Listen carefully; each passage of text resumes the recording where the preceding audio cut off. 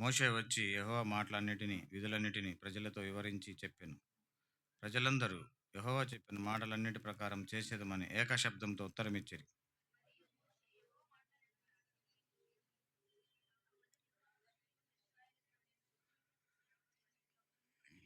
ఇశ్రాయేలు యవనస్తులను పంపగా వారు దహన బలులు అర్పించి యెహోవాకు సమాధాన బలులుగా కోడెలను వధించిరి.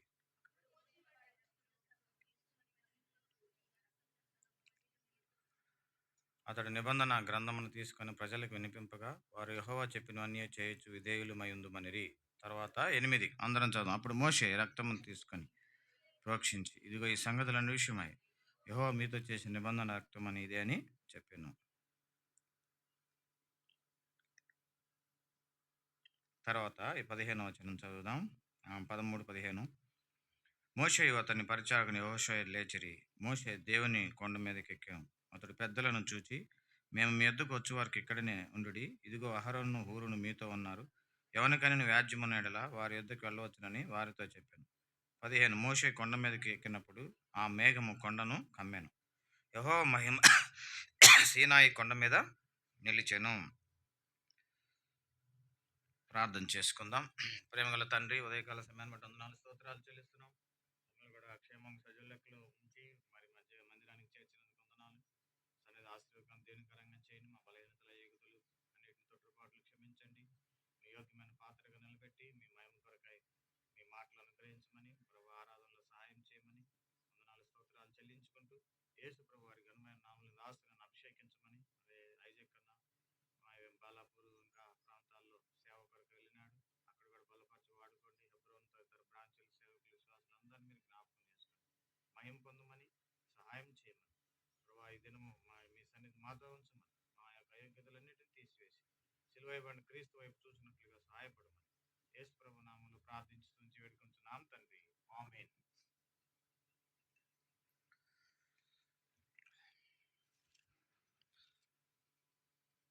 మరి మోషే గురించిన సందర్భాన్ని ఇక్కడ మనం చూస్తూ ఉన్నాం. పాత నిబంధన గ్రంథంలో ప్రజలు దేవుణ్ణి దర్శించటానికి కోసమై మరి ఆరాధన చేయాలంటే ఎంతో గొప్ప కష్టతరమైన పరిస్థితులు ఎదుర్కోవాల్సిన ఆవశ్యకత ఉండేది. ఆరాధన చేయడం అనేది, దేవుని సమీపించడం అనేది అంత సామాన్యమైనది కాదు. అందుకని దేవుని వాక్యంలో మనం చూస్తే అక్కడ ఏం రాయబడుతూ వచ్చిందంటే 2వ వచనం, మోషే మాత్రము యెహోవాను సమీపింపవలెను, వారు సమీపింప ప్రజలు అతనితో ఎక్కి రాకూడదు. దేవుని సమీపించాలంటే మరి అంత సాధ్యమైన పని కాదు. ఎందుకనంటే మోషేతో కూడా దేవుడు ఒకసారి చెప్పినాడు, నీవు నా యొక్క స్వరూపాన్ని చూడలేవు, నేను నిన్ను దాటి వెళ్తున్నప్పుడు నా వెనుక వీపు భాగమునే చూస్తావు, ఒకవేళ నా వెలుగును నువ్వు చూడాలంటే నువ్వు చనిపోతావు, బ్రతకలేవు అని చెప్పాడు. ఎందుకంటే దేవుడు అంత గొప్పవాడు. అందుకని దేవుని గొప్పతనాన్ని గురించి మనము వివరించి చూడాలనుకుంటే ఆయన వెలుగు, ఆయన మరి కార్యాలు, ఆయన వస్త్రము, ఆయన పాదములు, ఆయన యొక్క మహిమ ఎంత గొప్పగా ఉంటుందంటే కీర్తన 104వ అధ్యాయంలో ఒక మాట రాయబడింది. చదువుదాం మొదటి నుంచి. కీర్తన 104వ అధ్యాయము మొదటి నుంచి ఒక మాట చదువుకుందాం. కీర్తన 104. యెహోవాను సన్నతించుము, యెహోవా నా దేవా, నువ్వు అధిక ఘనత వహించిన వాడవు, నీ మహాత్మ్యమును నీ ప్రభావమును ధరించి ఉన్నావు. వస్త్రము వలె వెలుగును తెరను పరిచినట్టు ఆకాశ విశాలము నువ్వు పరిచి ఉన్నావు. జలములలో తన గదుల దూలములను వేసి ఉన్నావు. మేఘములను తనకు వాహనముగా చేసుకొని గాలి రెక్కల మీద 4వ వచనం, వాయువులు తనకు దూతలుగాను పరిచారకులుగాను ఆయన చేసుకొని ఉన్నాడు. చాలు, నీవు మహత్యమును ప్రభావము ధరించి ఉన్నావు. ఆయన ప్రభావము ఎంత గొప్పదంటే మనము వర్ణించలేం. ఆయన మహత్యాన్ని వర్ణించలేం. అంత గొప్ప దేవుడు. చూసారా? ఆయన వెలుగును గూడా మనం చూడలేం. కాలిపోతాం. చూసారా? అంతేకాదు మేఘాలు ఆయనకు వాహనంగా చేసుకొని గాలి రెక్కల మీద గమనము చేయొచ్చు. గాలి ఎంత స్పీడ్‌గా ఇప్పుడు మనం చూస్తున్నామో, ఆయా ప్రాంతాలకు చాలా స్పీడ్‌గా వెళ్తుందో గాలి,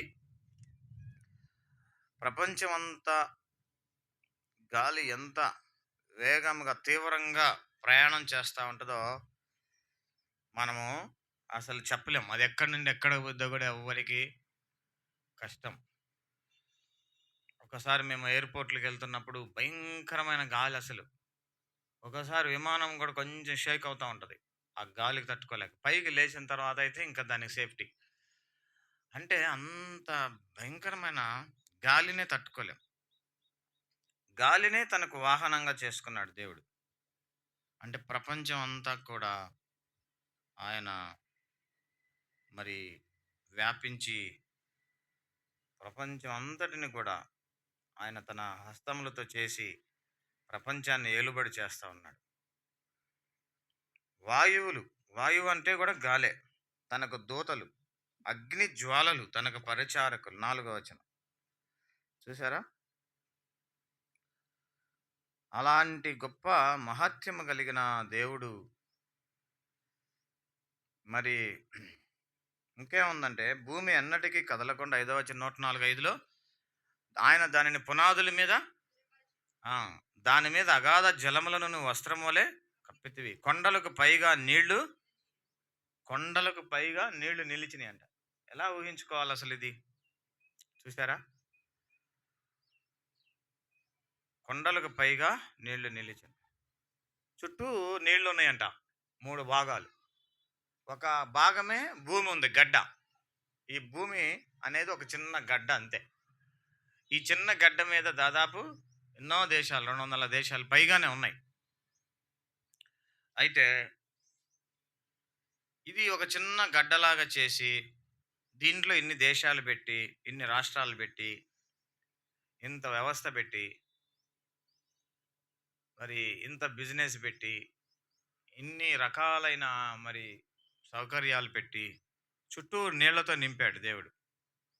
ఒకవేళ 3 భాగాలైన నీరు ఒక్కసారి పైకి లేచినానికి గడ్డ మునిగిపోయి దెబ్బకి. అంటే నీళ్ళల మధ్యలో ఈ గడ్డను నిలిపినాడు. భూమి అనే గడ్డని దేవుడు.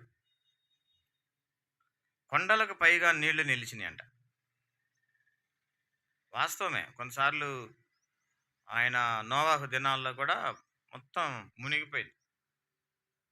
అసలు మానవ జాతి కనపడకుండా, ఇల్లు కూడా కనిపించకుండా మునిగిపోయినాయి. 40 రాత్రులు దివారాత్రులు నీరు. సముద్రం మన పక్కనే ఉంటాయి. అవి కూడా ఒకసారి పైకి లేచినాయి అంటే మనందరిని నేలమట్టం చేసేస్తాయి. అయితే ఏం జరుగుతుంది? దేవుడు ఏం చేస్తున్నాడంటే వాటికి 9వ వచనం. అవి మరలి వచ్చి భూమిని కప్పక ఉండునట్లు అవి దాటలేని సరిహద్దులు నీవు వాటికి నియమించితివి. సముద్రానికి కూడా ఒక హద్దులు పెట్టాడు. ఒక్కసారి కొద్దిగా మించి ఏమన్నా ప్రయత్నం చేస్తే ఆ సరిహద్దుల్లో ఉన్నవి కొట్టుకుపోతాయి. కానీ పూర్తిగా సముద్రం లేచిందంటే పక్కన అసలు ఏం మిగలవు, మొత్తం క్లోజ్ అయిపోతాయి. అలాంటి గొప్ప దేవుడు మోషేతో అన్నాడు, నీవు నన్ను చూడలేవు అని చెప్పాడు. అయితే ప్రభువా, మరి ఎంతోమంది భక్తులు నిన్ను ఆరాధన చేయాలని నీ దగ్గరికి వచ్చి మరి మొక్కాలని, పూజించాలని, నిన్ను సమీపించాలని చూస్తున్నారు కదా, ఎట్లా అనంటే అప్పుడు దేవుడు మోషేతో అన్నాడు, నీవు పరిశుద్ధుడివి, దేవుని ప్రవక్తవి, సేవకుడివి కాబట్టి నీ ఒక్కడివే నన్ను సమీపించాలని మోషేకు అవకాశం ఇచ్చాడు. అది కూడా ఎలా ఇచ్చాడు అవకాశము? 24వ అధ్యాయం నిర్గమాకాండం, అక్కడికి వద్దాం. ఇప్పుడంతా దేవుని గొప్పతనం గురించి చెప్పుకున్నాము. మోషేకి ఎలా ఇచ్చాడు అవకాశం చదువుకుందాం. నిర్గమాకాండము 2వ వచనం 24:2. మోషే మాత్రము యెహోవాను సమీపింపవలెను, వారు సమీపించకూడదు, ప్రజలు అతనితో ఎక్కి రాదు. మోషేతో చెప్పాడు, నేను ఒక కొండ మీదకి వస్తాను. ఆ కొండ మీదకి నేను వచ్చినప్పుడు అక్కడ కొండ దగ్గరికి నువ్వు వచ్చి సమీపించు, నన్ను చూడు. కానీ వాళ్ళు మాత్రం రావడానికి వీలు లేదన్నాడు. ఎందుకు అనంటే, నా మహిమను ప్రవక్తవైన, పరిశుద్ధుడవైన, సేవకుడవైన నీకు చూపిస్తాను. వాళ్ళు చూస్తే చచ్చిపోతారు. అందుకనే అక్కడక్కడ బోర్డులు పెడతారు. మేము గోవా ప్రాంతాలు పోతున్నప్పుడు బాగా లోయలో బస్సు ప్రయాణం చేస్తా ఉంటది. Bus danger. ట్రైన్ అయితే ఈజీ. చాలా సార్లు ఎళ్ళాను నేను పరిచర్యకి గోవాకి. ఎళ్తే అక్కడక్కడ బోర్డులుంటాయి. డేంజర్, డేంజర్ అని బోర్డులుంటాయి. ఏందయ్య అంటే చాలా మలుపుల్లో గుండా బస్సు తిప్పుకుంటూ ఆ లోయలో గుండా ఎళ్తా ఉండాలి. కొంచెం స్పీడు తెలియక బానే ఉంది రోడ్డని పోతే పోయి లోయలో పడతారు. కొంచెం ఇక్కడ మీరు మలుపు తిప్పుకోవాలి. చాలా డేంజర్ ఏరియా ఇది. స్లోగా పోవాలి అని అక్కడక్కడ బోర్డులు పెడతారు. లోయలో పడకుండా. అందుకని వారు మాత్రము సమీపింపకూడదు అని అన్నాడు రెండో వచనంలో. వారు సమీపించకూడదు. మిగతా జనం. ఒకవేళ సమీపించారనుకో దేవుణ్ణి చూడాలని మసి బొగ్గైపోతారు. తెలుసా? మరి అలాగా దేవుని యొక్క మహాత్యాన్ని, గొప్పతనాన్ని చూడలేని పరిస్థితులు పాత నిబంధనలో. ఇప్పుడు చాలా ఈజీ అయిపోయింది మనకి. మీటింగ్ అంటే, పాటలంటే, వాక్యం చెప్పటం అంటే, చెయ్యెత్తటం అంటే చాలా ఈజీ అయిపోయింది. పాత నిబంధన గ్రంథం రోజుల్లో దేవుని సమీపించడం అంత ఈజీ కాదు. అసలు మోషేకే దేవుడు అవకాశం ఇయ్యలేదు. ఇయ్యకపోతే మోషే దేవుని బ్రతిమలాడి, ఈ ప్రజలు నిన్ను సమీపించాలని చూస్తున్నారయ్యా, వారు ఎట్లా ఏంటి వారి గురించి అని ఆయన మొరపెడుతున్నప్పుడు, నేను ఒక కొండ మీదకి వస్తాను, అక్కడికి నువ్వు మాత్రం రావాలి, వారు రాకూడదు అని అన్నాడు. అయితే ఏం జరుగుతూ వచ్చింది? 12వ వచనం. ఆ, ఉమ్, ఉమ్, ఉమ్, ఉమ్, ఉమ్. ఆ, మోషే దేవుని కొండ మీదకి ఎక్కాను. తర్వాత ఇంకో కొంతమంది పెద్దలు కూడా ఉన్నారు. 14వ వచనం. అతడు పెద్దలను చూచి, మేము మీ యొద్దకు వచ్చే వారికి ఇక్కడనే ఉండండి. అహరోను, హూరును మీతో ఉన్న ఎవరైనా వ్యాజ్యమును వారి యొద్దకు వెళ్ళొచ్చును వారితో చెప్పాను. మోషే కొండ మీదకి ఎక్కినప్పుడు ఆ మేఘము కొండను, యెహోవా మహిమ సీనాయి కొండ మీద నిలిచాను. దేవుని యొక్క మహిమ మనుషులు సమీపించలేనప్పుడు, ఎరగలేనప్పుడు ఏం జరుగుతా వచ్చింది? మరి దేవుడు కొండ మీదకి వచ్చాడు, సీనాయి కొండ మీదకి వచ్చాడు. ఆ కొండ మీదకి రమ్మని చెప్పి దేవుడు చెప్పాడు. ఏందా కొండ? సీనాయి కొండ. ఆ సీనాయి కొండ మీదకి వచ్చినప్పుడు మోషే కూడా సీనాయి కొండ మీదకి రమ్మన్నాడు దేవుడు. మిగతా ప్రజలు రావడానికి వీలు లేదని చెప్పాడు. చూసారా? దేవుణ్ణి సమీపించలేనప్పుడు ప్రజలకి దేవుడు ఇచ్చిన అవకాశం ఏంటంటే, కొండ దిగువన ఉండండి, కొండను మాత్రం తాకొద్దు, కొండ మాత్రం ఎక్కొద్దు. అబ్బా దేవుడు కనపడ్డాడు, కనపడ్డాడు నాయన అని ఇప్పుడు ఈ మధ్య కొండలు ఎక్కువ ఎక్కుతున్నారు. ఏమి కనపట్లా. కొండ మీదకి నేను వస్తాను, కొండ కింద మీరు ఉండండి, మోషే మాత్రమే రావాలి అని చెప్పాడు దేవుడు. చూశారు ఎంత అద్భుతం? దేవుణ్ణి సమీపించడం అంటే ఈ రోజుల్లో చాలా తేలికైపోయింది, కానీ పాత నిబంధనలో చాలా కష్టంగా ఉండేది. దేవుడు అన్నాడు మోషేతో, నేను సీనాయి కొండ మీదకి వస్తాను, అక్కడ నువ్వు వచ్చి నన్ను సమీపించు, ప్రజలందరూ కిందనే ఉండాలి, పైకి రావద్దు, డేంజర్ అని చెప్పాడు. ఎందుకు? చూస్తే చచ్చిపోతారు. ఆయన వెలుగును చూస్తే చనిపోతారు. ఆయన మహిమను చూస్తే చనిపోతారు. ఇంక బొగ్గే ఏం మిగలవు ఇంకా. చూసారా? మనం ఎండలో సూర్యుడిని పైకి చూడలేం. కళ్ళు ఆర్పకుండా 10 నిమిషాలు చూడండి చూద్దాం ఇప్పుడైనా. ఒకసారి ట్రై చేసినాక నెక్స్ట్ వాక్యం చెప్తా. ఒక 10 నిమిషాలు కళ్ళు ఆర్పకుండా అట్నే సూర్యుడికి వెళ్ళి చూడండి. చూడలేం. ఎక్కడున్నాడు సూర్యుడు? ఎన్నో వేల కిలోమీటర్లు ఉన్న సూర్యుడిని మనం ఇన్ని వేల కిలోమీటర్ల కింద ఉన్న మనం 5 నిమిషాలు పైకి చూడలేం. అందుకని మీరు నన్ను చూస్తే చనిపోతారు, నా వెలుగును మీరు చూడలేరు, తట్టుకోలేరు, బొగ్గైపోతారు. అందుగురించి ఏమన్నాడంటే, నేను సీనాయి కొండ మీదకి వస్తాను, అక్కడ మోషే వచ్చి నన్ను కలుసుకోవాలి, వారు సమీపించకూడదు. ఎవరు? మిగతా జనము సమీపించకూడదు. 24 అధ్యాయం నిర్గమాకాండం 2వ వచనం చదువుతున్నాం. నేను కొండ మీదకొస్తాను. ఆ కొండ మీద ఏం చేస్తానంటే, మీకు మోషే ఆ ప్రజలు నన్ను చూడాలి, నన్ను ఆరాధన చేయాలని ఆతృత పడుతున్నారు గదా! వాళ్ళకి ఏమేమి ఆజ్ఞలు చెప్పాలో, ఆ ఆజ్ఞల పలకను నీకిస్తాను. వారికి దేవుని ఆజ్ఞలు చెప్పి బోధించు అని చెప్పాడు.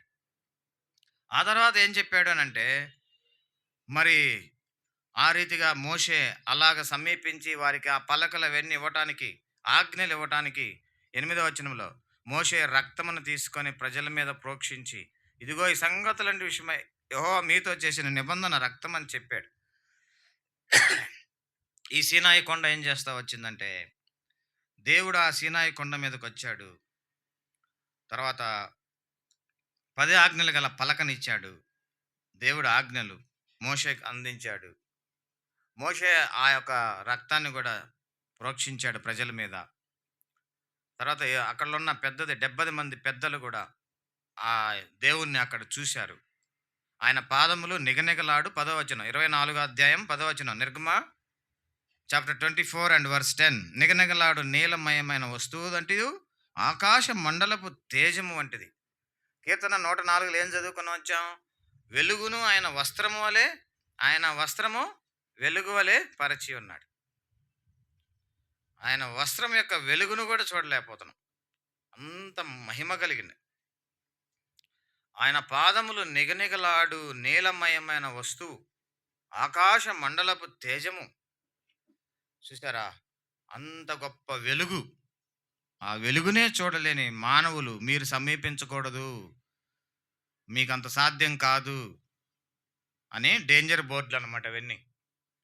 అయితే నేను సీనాయి కొండ మీదకి వచ్చినప్పుడు మోషే ఒక్కడే నా దగ్గరకు రావాలి, వారు సమీపించకూడదు అని దేవుడు చెప్పినప్పుడు, ప్రభువా మరి వీళ్ళు ఆరాధన చేయాలంటే ఏం చేయాలయ్యా? వీరు నిన్ను సమీపించాలంటే ఏం చేయాలి? వీరు నిన్ను తెలుసుకోవాలంటే ఏం చేయాలని మోషే అడిగినప్పుడు, అప్పుడు దేవుడు అన్నాడు, నేను 10 ఆజ్ఞగల పలకనిస్తాను ఆ సీనాయి కొండ మీద. రెండోది ఏమన్నాడంటే, అక్కడ రక్తాన్ని ప్రోక్షించనన్నాడు. మూడోది ఏంటనంటే, ఆ సీనాయి కొండ యొక్క అనుభవం ఏంటనంటే, మరి ఆ యొక్క ఆ మేఘము అక్కడ కమ్మింది.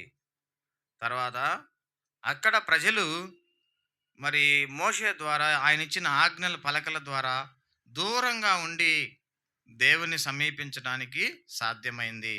ఎప్పుడు అనంటే ఆ మహిమ కలిగిన వెలుగు కలిగిన దేవుడు సీనాయి కొండ మీదకి వచ్చినప్పుడే ప్రజలు దేవుణ్ణి కొంతవరకు అర్థం చేసుకోగలిగారు. ఎంత గొప్ప దేవుడండి! ఇప్పుడు చాలా సులువైపోయింది కానీ మనకి ఎంత గొప్ప దేవుడు. చూసారా? ఆయన మహిమ ఎంత గొప్పది. ఆయన పాదాలు, ఆ వర్ణన మనం వివరించలేం కదా. చూసారా? ప్రజలకు అవకాశం దొరకట్లేదు కదా. ఏడ్చి ప్రలాపించిన దేవుని సమీపించలేకపోతున్నారు. అయితే సీనాయి కొండ కొంతవరకు ఏం జరిగిందంటే దేవుని యొక్క మాటలు మోషే ద్వారా అందుకోవడానికి సహాయపడింది. అక్కడ కొంత రక్తాన్ని ప్రోక్షించాడు ప్రజల పక్షాన మోషే. ఆ రక్తము ద్వారా కొంత కొండ క్రింద నుండి దేవుని యొక్క మహిమను కొద్ది వరకు చూడగలిగారు. కొంతవరకే దేవుణ్ణి అర్థం చేసుకొని ఆరాధించగలిగారు, సాగిలపడ్డారు. చూసారా? ఏడవ వచనం చదువుదాం. నిర్గమ 24:7 అతడు నిబంధన రక్త గ్రంథమును తీసుకొని ప్రజలకు వినిపింపగా వారు యెహోవా చెప్పినవన్నీ చేయుచు విధేయులమై ఉందుమని చెప్పిరి. దేవుని ఆజ్ఞలు వినడానికి సీనాయి కొండ వినపడింది. వారందరి పక్షాన రక్తం చిందించడానికి సీనాయి కొండ ఉపయోగపడింది. అంతేకాకుండా వారందరూ దేవుని మహిమను అర్థం చేసుకోవడానికి సీనాయి కొండ ఉపయోగపడింది. వారందరూ దేవుని మహిమ ఎంత గొప్పదో వారు వర్ణించడానికి సీనాయి కొండ ఉపయోగపడింది. అది కొంతవరకే. అయితే దేవుడు ఆయన సీనాయి కొండ మీదకి ఆనాడు వచ్చాడు, కానీ ఈనాడు కొత్త నిబంధనలో మనకైతే కల్వరి కొండ మీదకి వచ్చాడు. ఈ కల్వరి కొండ ఏం ఉపయోగపడుతూ వచ్చిందంటే ఆయన చిందించిన రక్తం ద్వారా ఆయనతో సమీపం అయిపోయినాం. ఆయన బిడ్డలము, ఆయన కుమారులు కుమార్తెలం అయిపోయాం. 2వ కొరింథీ పత్రికలో ఆ మాట రాయబడి ఉంటుంది. మీరు నా కుమారులు నా కుమార్తెలు, నేను మీ దేవుడినై ఉందును అనే మాట అక్కడ మనం చదువుకుంటున్నాం. 2వ కొరింథీ పత్రిక చదువుకుందాం. 2వ కొరింథీ ఆహ్, మరి 6వ అధ్యాయం 18వ వచనం. జీవము గల దేవుని ఆలయమై ఉన్నాము. అందుకు దేవుడు ఇలాగ సెలవిచ్చుచున్నాడు. నేను వారిలో నివసించి సంచరింతును. నేను వారి దేవుడినై ఉందును. వారు నా ప్రజలై ఉందురు. చూసారా? ఇంకా కింద మరియు నేను మిమ్మును చేర్చుకుందును. అదే వచనంలో. మీకు తండ్రినై ఉందును. మీరు నాకు కుమారులను, కుమార్తెలనై ఉందురని సర్వశక్తి గల ప్రభువు ఎవరంట చెప్తుంది? మరి నిర్గమ 24లో సర్వశక్తి గల దేవుణ్ణి సమీపించడానికి సాధ్యమైందా? కొండ దిగువన ఉంటే కూడా భయపడ్డారు. కానీ ఇప్పుడేమంటున్నాడంటే, నేను మిమ్మును చేర్చుకుందును. మీకు తండ్రినై ఉందును. మీరు నాకు కుమారులు, కుమార్తెలనై ఉందురు. ఎంత సమీపంగా వచ్చాడు దేవుడు. ఎంతగా ఆయనను సమీపించడానికి అవకాశం దొరికింది. ఆ అవకాశం దొరికిన స్థలమే కల్వారి కొండ. ఆ కల్వారి కొండ ఎలా ఉపయోగపడిందంటే, ఆయన్ని సమీపించటానికి, ఆయన మనతో నివాసం చేయడానికి, మనము ఆయన కుమారులం, కుమార్తెలై ఉండడానికి ఎలా ఉపయోగపడిందంటే, మోషే సీనాయి కొండ దగ్గర రక్తాన్ని ప్రోక్షించాడు. ఇదే నిబంధన రక్తం అన్నాడు. ఇప్పుడు కల్వారి కొండ మీద యేసుప్రభువు వారు చిందించిన రక్తంను బట్టి ఏమైపోయామంటే, మనం ఆయన కుమారులు, కుమార్తెలం అయిపోయాం. ఇప్పుడు అంతేకాదు, ఆనాడు ఊరకు ధర్మశాస్త్రం పదాజ్ఞలు ఇచ్చాడు ఆ సీనాయి కొండ మీద. కల్వారి కొండ మీద అయితే మనకు పూర్తి బైబిల్ దొరికింది. పాత నిబంధన అంటే అర్థమైంది, కొత్త నిబంధన అంటే ఏందో అర్థమైంది. దేవుడు అంటే ఏందో అర్థమైంది, ఆరాధన అంటే ఏందో అర్థమైంది, క్షమాపణ అంటే ఏందో అర్థమైంది, పాపం అంటే ఏందో అర్థమైంది. దేవునితో ముఖాముఖిగా మాట్లాడే పరిస్థితి వచ్చింది. మన బలహీనతలు ఒప్పుకునే అవకాశం దొరుకుతుంది. మన ఏడుపు, మన రోదన ఆయన వినడానికి అవకాశం దొరికింది. అదే కల్వారి కొండ. చూసారా? సీనాయి కొండ కొంతవరకు ఉపయోగపడింది. కల్వారి కొండ సంపూర్ణంగా ఉపయోగపడతా వచ్చింది. కాబట్టి ఇప్పుడు కల్వారి కొండ చేసిన మేలులు మరువలేం. కల్వారి కొండ మీద ప్రభు మన కొరకు చేసిన త్యాగం అది మరవలేనిది. కల్వారి కొండ మీద ఆయన చేసిన త్యాగం, ఆయన చిందించిన రక్తం ద్వారా ఆయన కుమారులు, ఆయన కుమార్తెలు అయిపోయి సంపూర్ణంగా ఆయనలో మమేకం అయిపోయి, ఆయన మా దేవుడు, మేము ఆయన పిల్లలము, మాకొక ధైర్యము, మాకొక నిరీక్షణ, మాకొక ఓదార్పు, మాకొక ఆదరణ దొరుకుతుంది. కష్టాల్లో, కన్నీటిలో, ఉపద్రవాల్లో, అనారోగ్య పరిస్థితుల్లో ఆయన మాతో ఉన్నాడని మేము చెప్పగలుగుతున్నాం అనేది కల్వారి కొండ మనకు ఏర్పాటు చేసింది. చూసారా? ఆనాడు సీనాయి కొండ దగ్గరకు పోవటానికే భయపడ్డ ఆ ప్రజలు, ఆ తర్వాత మనమైతే వారికైతే అంతవరకు సాధ్యమైంది. మనకైతే కల్వారి కొండ యొక్క మేలు మన జీవితంలో సంపూర్ణంగా అనుభవించడానికి ఉపయోగపడతా వచ్చింది. కాబట్టి ఆ రీతిగా మనము మరి ప్రభు చేసిన కార్యమును బట్టి, మనము ఆయన బిడ్డలం, ఆయన కుమారులమైన దాన్ని బట్టి, ఆయన మనల్ని ఆదరించే దాన్ని బట్టి, ఆయన చేర్చుకున్న దాన్ని బట్టి, ఆయన ఇచ్చిన వాగ్దానాలను బట్టి, ఆయన మనలో నివాసం చేస్తున్న దానిని బట్టి మనము ఆయన ఆరాధన చేద్దాం. ఆ మహిమ గల దేవుడిని, గొప్ప దేవుడిని ఆరాధనలో 2 రకాలుగా మనము మనము అర్థం చేసుకోవచ్చు. ఒకటేంటంటే ఆయన మహిమ, ఆయన గొప్పతనాన్ని బట్టి ఆరాధన చేయటం. రెండవ సందర్భం ఏంటంటే, అంత మహిమ, అంత గొప్పతనం కలిగిన దేవుడు, సమీపింపరాని తేజస్సులో ఉన్న దేవుడు నాకు సమీపంగా వచ్చాడు కల్వారి కొండ మీద, కానీ నీ ఆత్మ పట్ల చేసిన కార్యాన్ని బట్టి ఆయన ఆరాధన చేయాలి. ఈ 2 భాగాలు ఎప్పుడు గుర్తు చేసుకోవాలి. ఆయన మహిమను బట్టి, రెండోది నీకు సమీపంగా వచ్చిన దాన్ని బట్టి. ఆ రీతిగా ప్రభువు మనకు ఆరాధనలో సహాయం చేయను కాదు. కొద్దిసేపు ఆరాధనలు ప్రవేశిద్దాం. ఒక చిన్న కీర్తన పాడుకుందాం.